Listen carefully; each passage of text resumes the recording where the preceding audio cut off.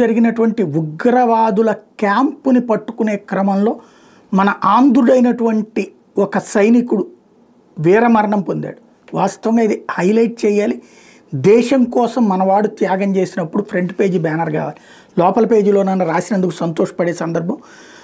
జమ్మూ కాశ్మీర్లోని సోపోర్ ప్రాంతంలో ఉగ్రవాదులు భద్రతా దళాల మధ్య చోటు చేసుకున్న ఎదురుకాల్పులో చిత్తూరు జిల్లాకు చెందిన ఆర్మీ జవాన్ పంగల కార్తిక్ 28 ఏళ్లు జవాన్ అమరుడయ్యారు.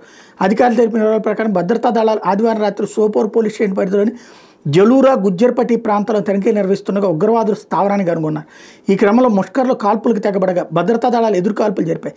ఈ ఘటనలో జవాను పంగల కార్తిక్ తీవ్రంగా గాయపడ్డాడు. ఆయన్ని వెంటనే ఆసుపత్రికి తరలించగా పరిస్థితి విషమించి తుదిశ్వాస విడిచారు.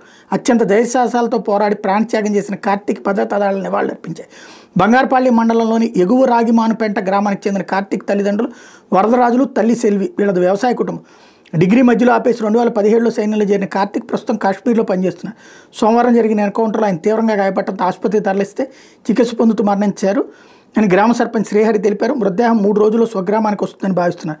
కార్తిక్ మరణంతో గ్రామంలో విషాద చేయాలనుకున్నారు. ప్రత్యేక ఆపరేషన్లో ఉన్నాం, చాలా రిస్క్ ఉంది అని ఆదివారమే తన కుమారుడు మాట్లాడాడని కార్తిక్ తండ్రి వరదరాజులు కన్నీటి పర్యంతం అయ్యారు.